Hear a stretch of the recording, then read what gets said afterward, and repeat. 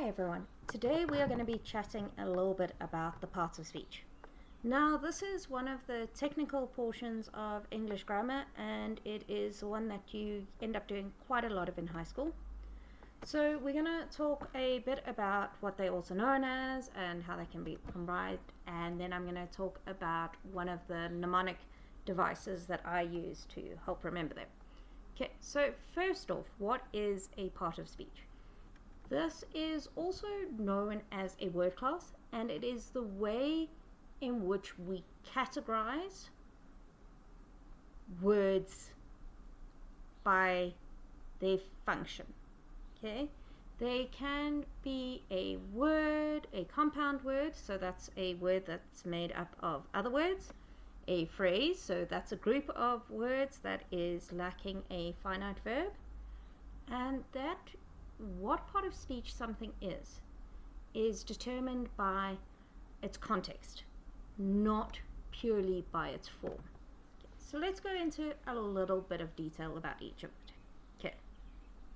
So when we say a part of speech can either be a word, a compound word, a clause, or a phrase, here it's also important to remember that sometimes there will be a compound word or a phrase or a clause that's going to, in and of itself, be made up of more than one part of speech. And then what part of speech that phrase or clause or word is classified as is going to be based on its primary function. I know that right now you're probably going, what?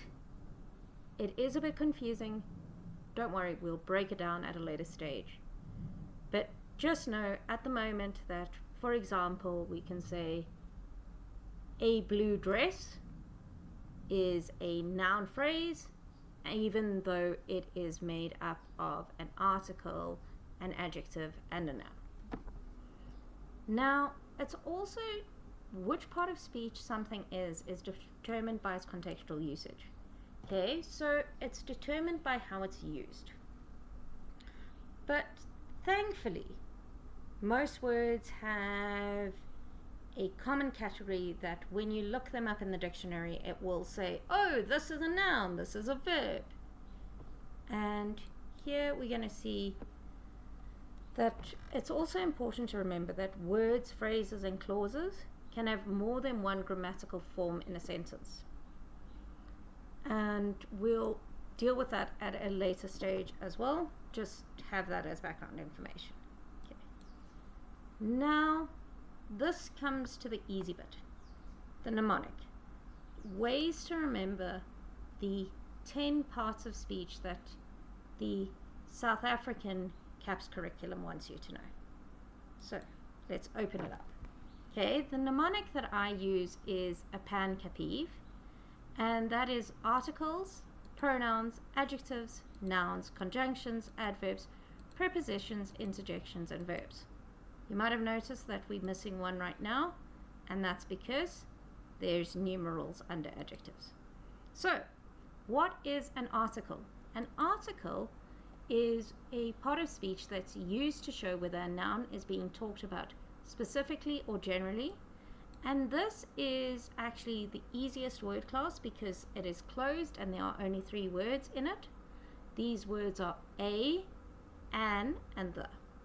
So if you are being definite and specific, then you're using the definite article of the, and when you're being general, you use the indefinite article of a or an. I do have a whole video coming up going into details about them. Then we've got pronouns. Pronouns are used in the place of a noun or a noun phrase. Okay? These can be classified either as personal pronouns, indefinite pronouns, possessive pronouns, demonstrative pronouns, reflexive, and reciprocal to a lesser extent, relative pronouns, and interrogative pronouns. And this is one of the few situations where English has grammatical sex or gender. Now, adjectives are used to define describing words they provide information about a noun. And within that, there is a subcategory of adjectives that specifically provide information about quantity or order of a noun. And as before, there'll be another video on this. Okay, nouns. This is one of the most extensive categories in English. And these are, at its simplest, the naming words, okay? They're used to name or identify or refer to a person, thing, including an animal, place, idea, or concept. And they can be classified into some main categories. Firstly, we have proper nouns, common nouns, collective nouns, and gerunds. And within common nouns, we distinguish between concrete nouns and abstract nouns. And in case you're wondering what a gerund is, that is where you use a verb that ends in ing as a noun. So for example, I am reading, you are naming an activity. Or I like running, you're naming something. You're not actually describing performing the action. Don't worry, another video coming up. So, conjunctions. These are your joining words. They are used to join other words, phrases, or clauses, and they can either be classified as coordinating conjunctions or subordinating conjunctions. Then we've got our adverbs. This is the biggest category. Okay, it's not as extensive as English. It does as nouns. It doesn't have as many words in it, but it's got the most categories. Okay. Professor Ann Curzon actually sometimes refers to it as the trash can category of English language, because if you can't identify what part of speech something is, chances are it's an adverb. And adverbs are words or phrases or clauses that modify verbs, adjectives, or other adverbs. And in terms of classification of adverbs, we have adverbs of manner, adverbs of place, adverbs of time, frequency, degree, duration, reason, probability, opinion, negation, and interrogation. So it's quite a mouthful. Don't worry, we'll get to them. Then we've got prepositions. Prepositions are the words that are used to show relationships of either time, place, movement, or mathematics.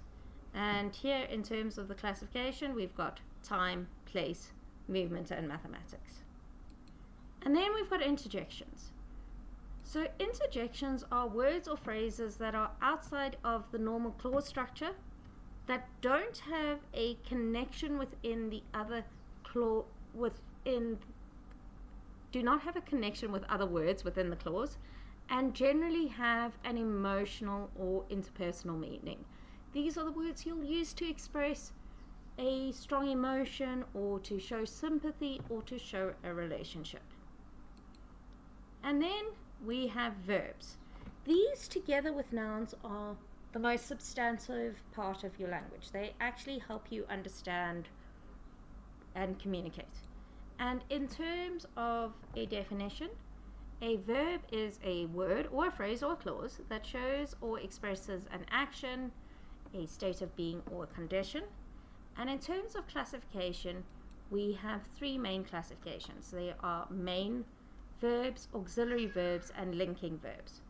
And here, it's sometimes helpful to think of it, when encountering a word, is it something that someone can do, in which case it's a verb?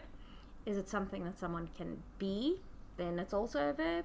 Or is it something that they can have? Then it expresses a condition, and it is also a verb.